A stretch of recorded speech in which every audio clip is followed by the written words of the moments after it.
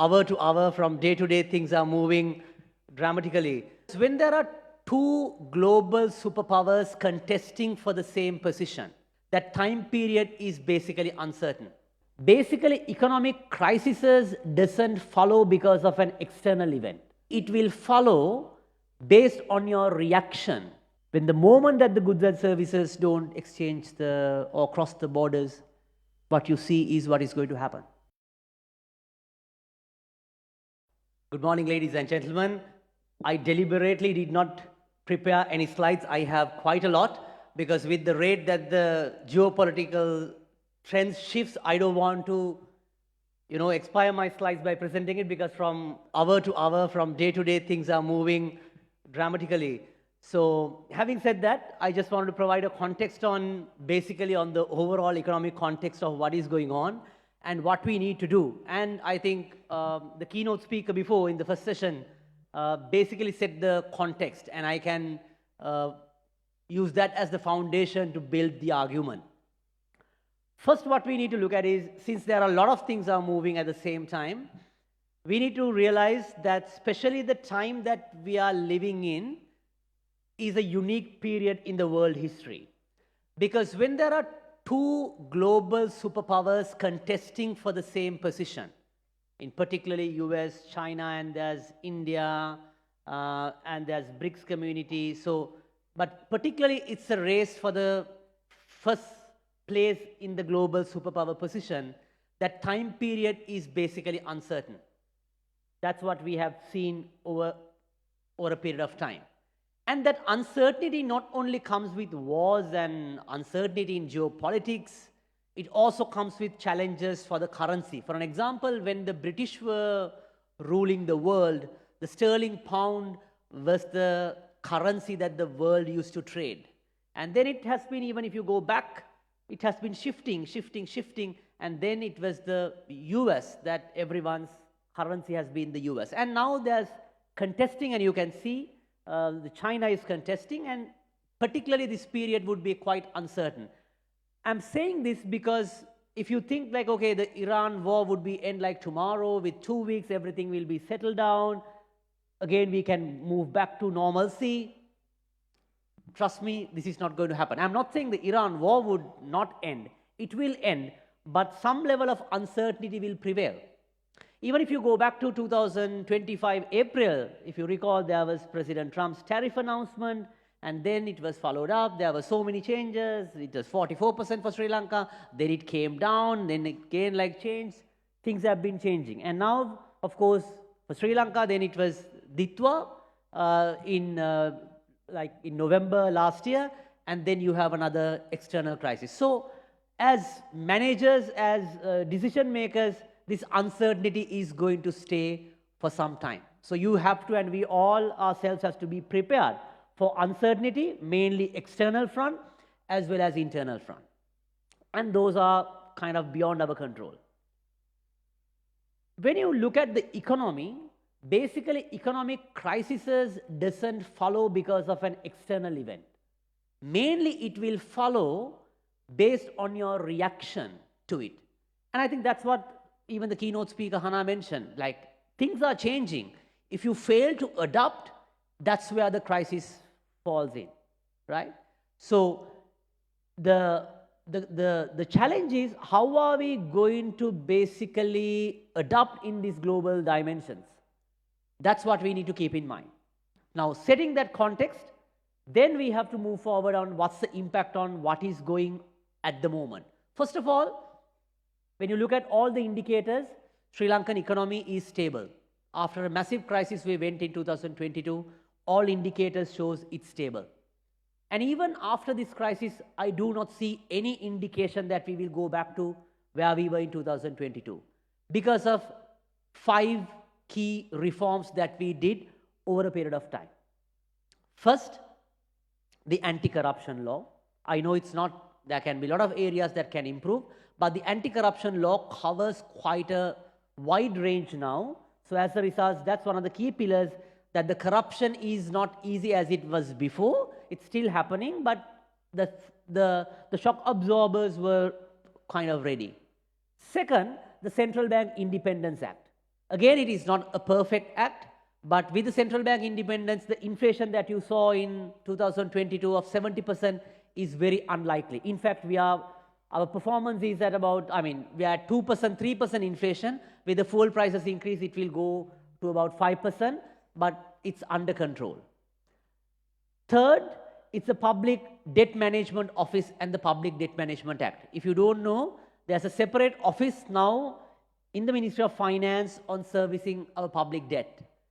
So as a result, the debt was no longer serviced by the central bank. There's a separate office, there's a separate unit, there's a separate team which was under-resourced in my view, but still there's a separate institutional framework that will move on debt servicing. The third one is the public expenditure management. The government cannot spend the money that they were used to spend before. There have been lots of checks and balances being brought in. There's a cap of 13% of the primary expenditure, and you cannot really increase the expenditure limits. That has been quite a key reform. The fifth one is, I'm sure we all of are hitting the pain, that is the fuel price formula. Because of that, the fuel prices has to be adjusted with the market prices. Still, it is not exactly with the market prices. I don't want to give a shock. I have told it publicly. The diesel prices ideally should go up by another 100 rupees according to our calculation. But I think we are running with the previous stocks. But if the current situation prevails, likely the diesel prices has to revise again. So those 5 reforms basically keep us somewhat on the track. As I mentioned, it's not the external shock. As a result, we have closely about 1 trillion rupees of primary saving, and that's where we utilized for Ditwa, and even during this time where we can maneuver around with that saving. So economy is stable. But the challenge is, how are we going to navigate moving forward? That's what I said. This crisis will have an impact, but how we are going to respond to this is what we are going to basically decide whether we are going to, which direction that we are going to move forward. Mainly the impact, if you are looking at the risk factors, the risk will come in about September, October, mainly in the agricultural sector because of fertilizer. Because if you know, Qatar is one of the main fertilizer suppliers, and already we have fertilizer for this season, but because of the supply chain interruptions, the fertilizer supply will disrupt in few months, and from September, October, there may be a shock on the agricultural sector because of the fertilizer issue. I think the government has to resolve it probably by looking at alternative supplies, mainly looking at China and other alternative suppliers. In terms of tourism, remittances, there will be an impact. As we all know, we'll trace the numbers very closely.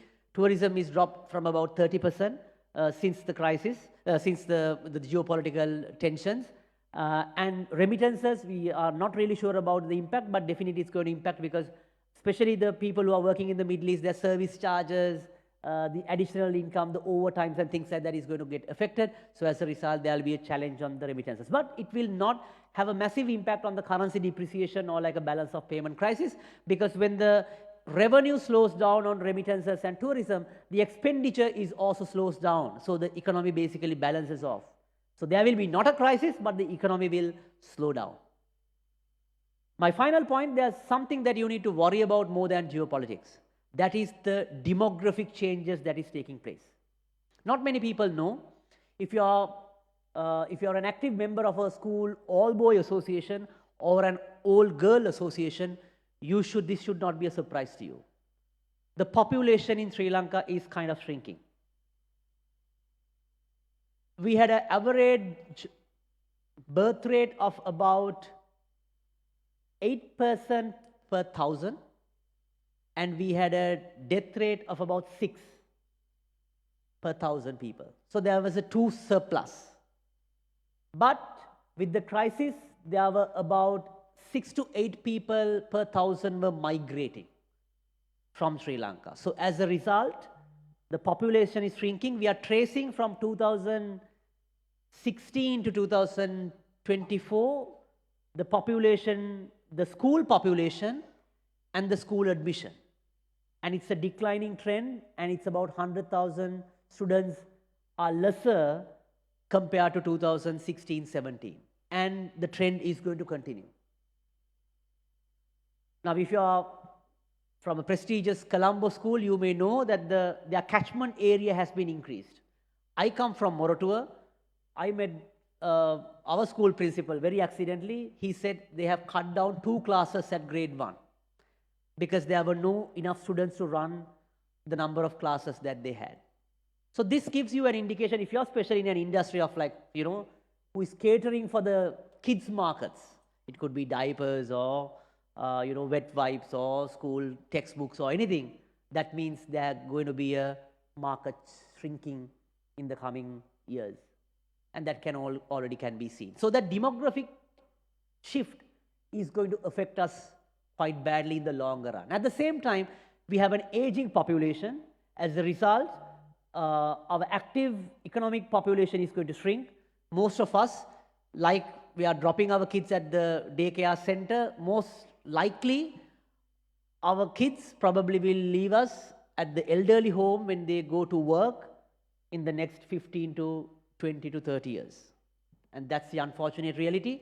Unless this can change, if we change the immigration laws and the policy on the labor front. But that shift is something that you need to really think about in moving forward, because the trend is clearly declining, and that is going to affect our labor market, so as the rest of the economy. My final point, I know in this conversation everyone wants to know about the exchange rate and the interest rates. What is going to happen? So at the moment, central bank, as you know, yesterday they did not change the interest rates, because with the fuel prices changes, it can range in our analysis from $80 to about 110, 120. In that range, if it swings between that range, the inflation will go from about 0.3% to about 2%, it can shift. But still we will be below the 5% or at the margin of the 5% threshold as per the Central Bank Independence Act. So very unlikely that the central bank at the moment will cut down interest rates. In that case, if it goes beyond control, if the crisis drags, likely they will increase the interest rates slightly.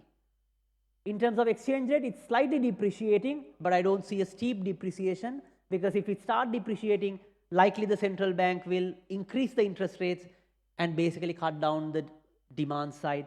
As a result, the economic growth will slow down. If your companies are expecting 7%, 8%, 10%, 20% growth, that would be quite unlikely with the uncertainty. But this uncertainty is going to remain for some time, because predicting the future is good as predicting what President Trump is going to do. So that is, as we know, is quite difficult as we speak now. But the economy is stable, and there are also things that we can also capitalize on if we do the reforms right. In terms of shipping routes, opening up to the world, Tulsi is here, probably on the port city, attracting what is missing in the Middle Eastern range, can be attracted here, but provided that we do our reforms right. And that's why I think the keynote speaker mentioned, it's about how we are going to embrace the changes. And this is going to change. I mean, definitely this is going to change. And even if you look at the reforms that we have done, this was supposed to be done long years ago. I have read a report which was produced in 1970s on the grid connectivity between Sri Lanka, India, and all that. And still we are struggling to do that. Even I think when this is kind of controversial, but even the Sipetco was the main supplier of fuel for Sri Lanka for a long time. And it was open for Sinopec in 2001, so was Lanka IOC. But Sinopec backed out, and they opened up again in 2022 after the crisis. This was long due from 2001. Now we did it in 2022. Anyway, the changes happened. It was too late. In 2022, it happened after 20 years delay. The same changes has to happen. It's just a matter of time. And the changes are the things that we can, the change is what we have to embrace. And I will leave you the famous quote to wrap up my keynote address for this session. When goods and services don't cross borders, soldiers will. And the only way this game works is we exchange as much as goods and services. The moment that it stops, when the moment that the goods and services don't exchange or cross the borders, what you see is what is going to happen. And we as a country, we have to embrace, really pitch to where we are and join the global supply chains, and that's where our opportunity lies. Thank you very much.